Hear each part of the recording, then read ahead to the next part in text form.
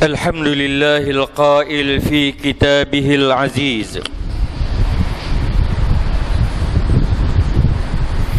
كل نفس ذائقة الموت ثم إلينا لا ترجعون أشهد أن لا إله إلا الله وحده لا شريك له وأشهد أن محمدا عبده ورسوله اللهم صل وسلم على سيدنا محمد وعلى آله وصحبه ومن تبعهم بإحسان إلى يوم الدين أما بعد فيا أيها المسلمون اتقوا الله حق تقاته ولا تموتن إلا وأنتم مسلمون. Sidang Jumaat yang dirahmati Allah, pada hari Jumaat yang penuh dengan keberkatan ini, marilah sama-sama kita bertakwa kepada Allah Subhanahu wa ta'ala dengan sebenar-benar takwa, dengan mentaati segala perintahnya dan menjauhi larangannya. Mudah-mudahan kita tergolong dalam golongan orang-orang yang sentiasa mendapat petunjuk dan mendapat kejayaan di dunia dan juga di akhirat. Mimbar Jumaat pada hari ini akan memperkatakan tentang ajal manusia, nikmat dan siksaan kubur.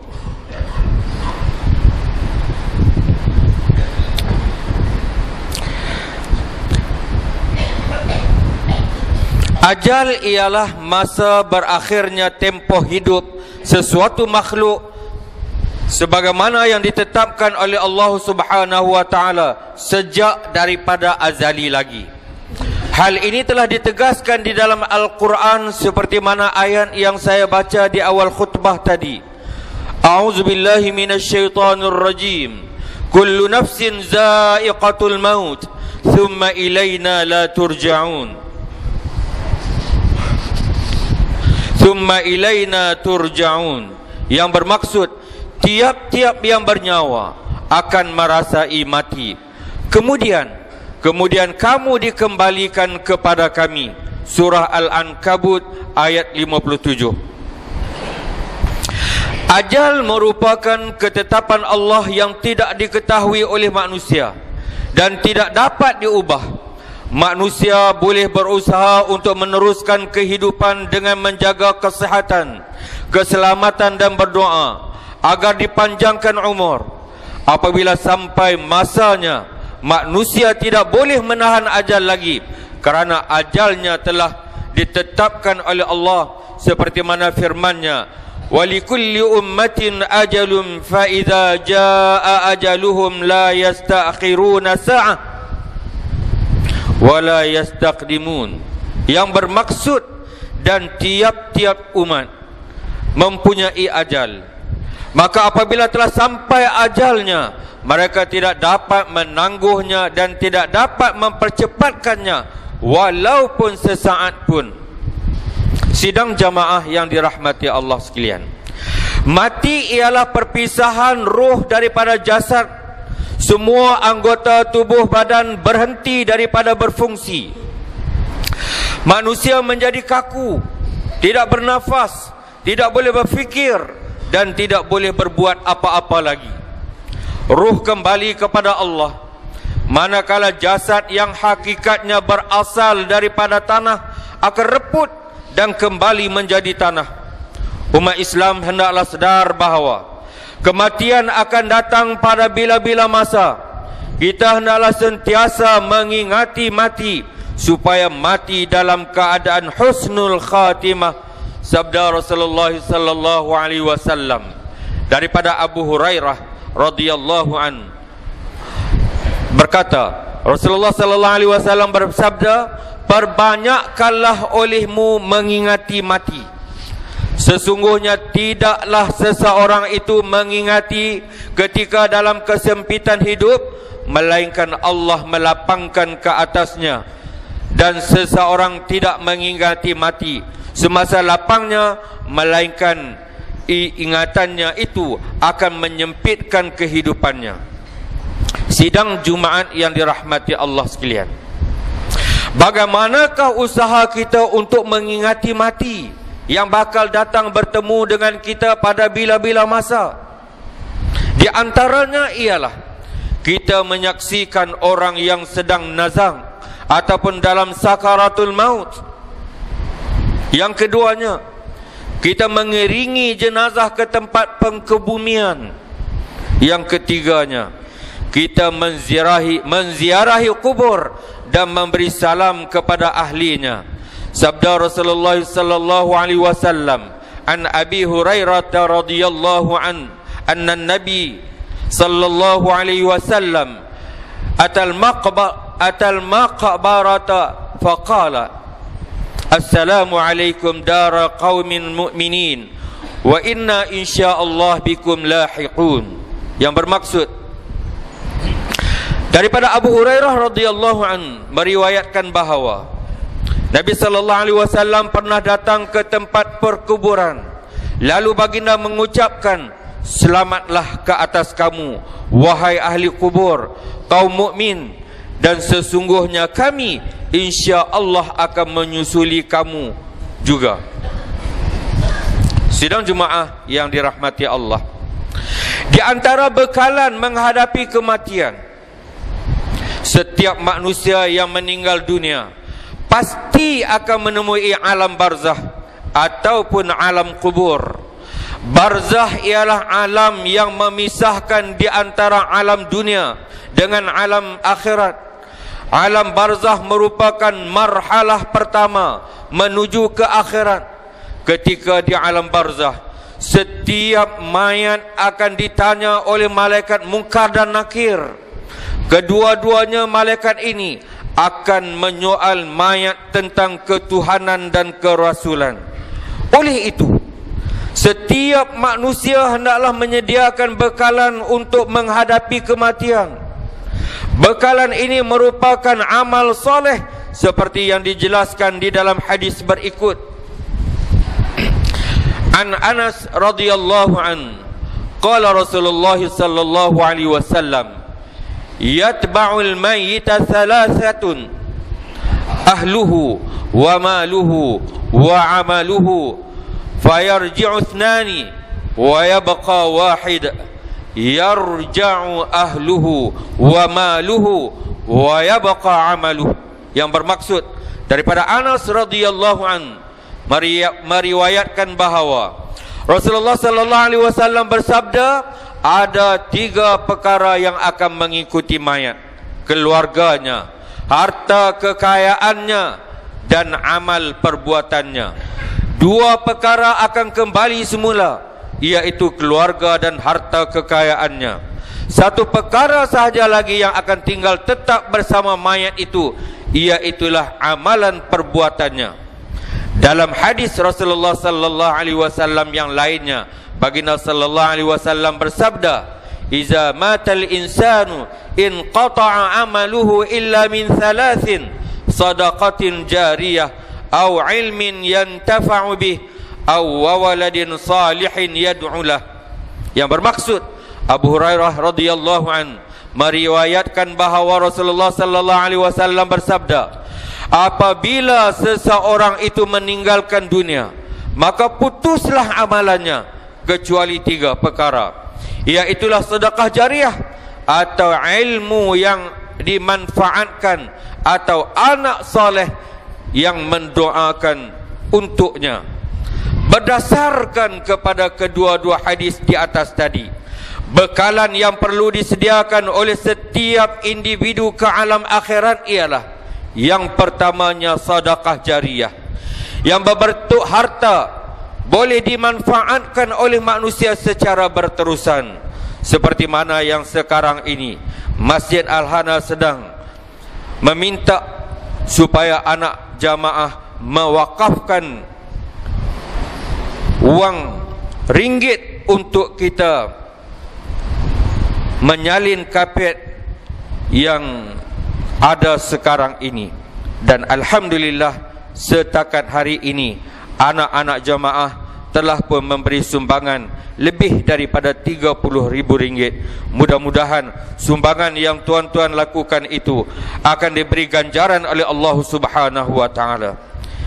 Yang keduanya, ilmu yang baik yang diamalkan dan diajar kepada orang lain.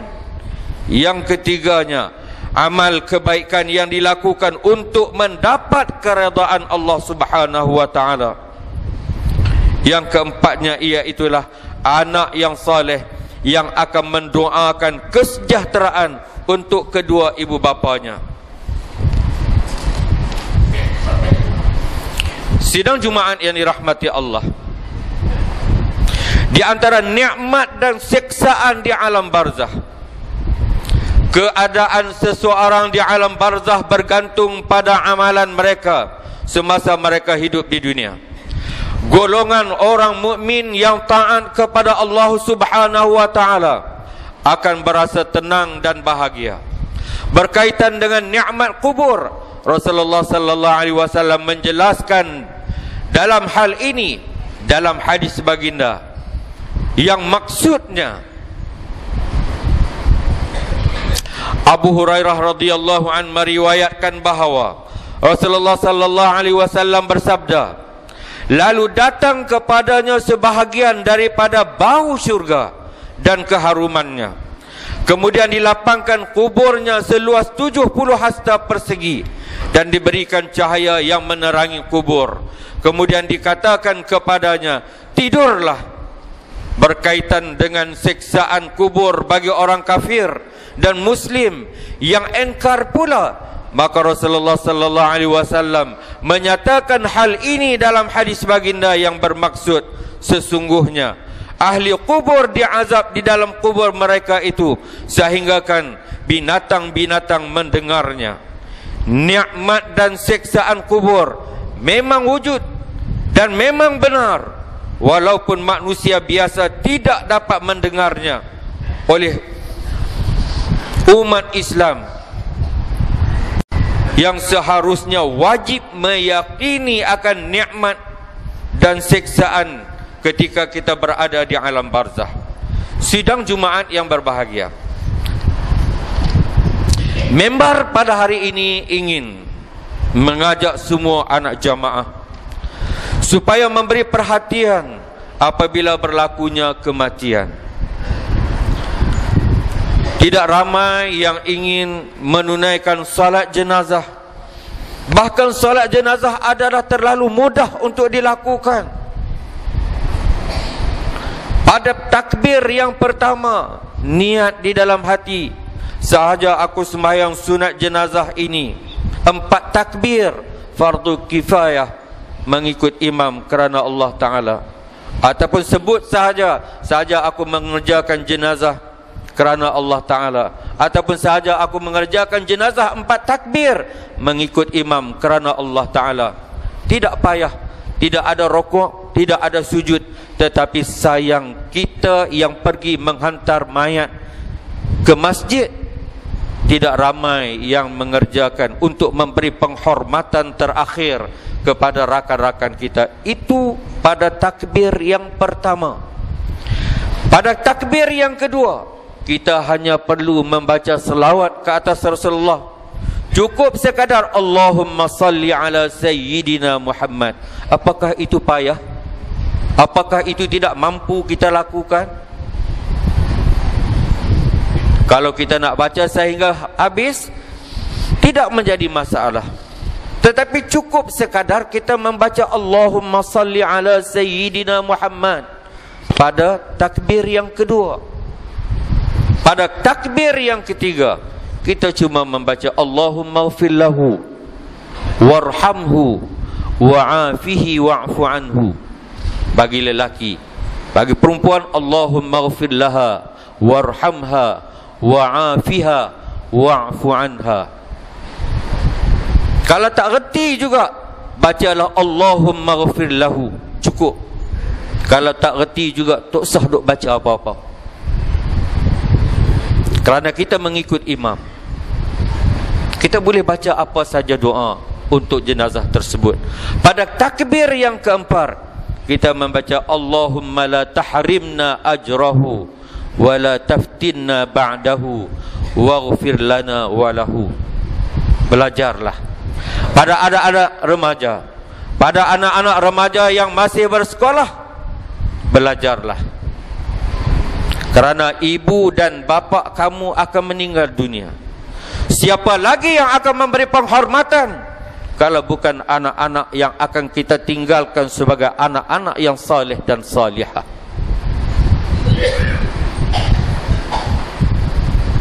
Oleh kerana itu, member pada hari ini mengajak semua anak jemaah, sekiranya ada kematian di mana-mana dalam karya kuah ini, tolonglah, datanglah untuk memberi penghormatan yang terakhir. Kerana sembahyang jenazah itu tidak payah. Walaupun orang sebut fardu kifayah, buat 2-3 orang, yang lain tak payah. Kita jangan guna pendekatan tersebut, kerana kita akan mati. Satu masa nanti kita akan mati. Kita akan dikubur dan kita akan disembahyangkan. Talqin akan dibaca ke atas mayat kita ketika kita terbujur kaku ketika berada di alam barzah. Amalan-amalan yang kita lakukan itulah yang akan menjawab persoalan yang akan dipersoalkan oleh malaikat Munkar dan Nakir. A'udzubillahi minasyaitonir rajim.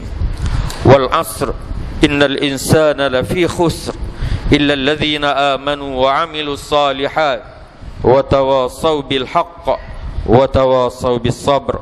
Barakallahu li wa lakum bil Qur'anil 'azim wa nafa'ani wa iyyakum bima fihi minal ayati wadh-dhikril hakim wa taqabbala minni wa minkum tilawatahu innahu huwas sami'ul 'alim.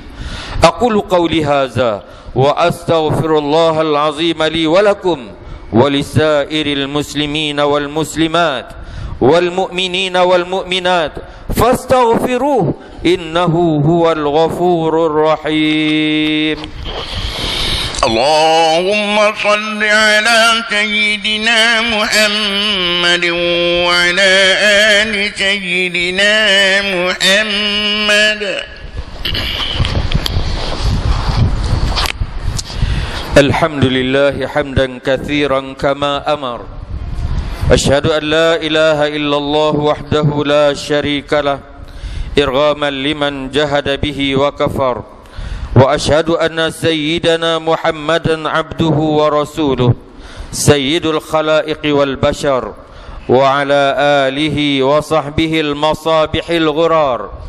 اللهم صل وسلم على عبدك ورسولك محمد وعلى آله وصحبه والتابعين وسلم تسليما كثيرا. أما بعد، فيا أيها الحاضرون أوصيكم وإياي بتقوى الله وطاعته ولا تموتن إلا وأنتم مسلمون. قال الله تعالى: واعتصموا بحبل الله جميعا ولا تفرقوا واذكروا نعمة الله عليكم إذ كنتم أعداء فألف بين قلوبكم فأصبحتم بنعمته إخوانا وكنتم على شفا حفرة من النار فأنقذكم منها كذلك يبين الله لكم آياته لعلكم تهتدون. وقال الله تعالى: ولم يزل قائلا عليما وآمرا حكيما إن الله وملائكته يصلون على النبي يا أيها الذين آمنوا صلوا عليه وسلموا تسليما. اللهم صل وسلم وبارك على سيدنا محمد وعلى آله وصحبه أجمعين. وارض الله عن الخلفاء الراشدين ساداتنا أبي بكر وعمر وعثمان وعلي وعن بقية الصحابة والقرابة والتابعين ومن تبعهم بإحسان إلى يوم الدين. اللهم اغفر للمسلمين والمسلمات والمؤمنين والمؤمنات الأحياء منهم والأموات إنك سميع قريب مجيب الدعوات وقاضي الحاجات. وأن تشمل بعنايتك وتوفيقك مولانا الملك المعتصم بالله محب الدين السلطان حجي عبد الحليم معظم شاه ابني المرحوم سلطان بدلي شاه wa wali ahdihi sumwal amir Tunku Haji Abdul Malik Ibn Al-Marhum Sultan Badlishah. Allahumma ansuril Islam wal muslimin wa dammiril kafarata wal munafiqin a'da'aka a'da'ad din. Rabbana ighfir lana wa li ikhwanina allazina sabaquna bil iman wa la taj'al fi qulubina ghillan lil ladzina amanu. Rabbana innaka ra'ufur rahim. Rabbana hab lana min azwajina wa dhurriyyatina qurrata a'yun waj'alna lil muttaqina imama. Rabbana atina fid dunya hasanah wa fil akhirati hasanah wa qina adzaban nar. Ibadallah, innallaha ya'muru bil 'adli wal ihsan wa ita'i dzil qurba wa yanha 'anil fahsya'i wal munkari wal baghi ya'izukum la'allakum tadhakkarun. Fadhkurullahal 'azima yazkurkum washkuruhu 'ala ni'amihi yazidkum was'aluhu min fadli yu'tikum wa la dzikrullahi akbar wallahu ya'lamu ma tasna'un. Aqimis shalah.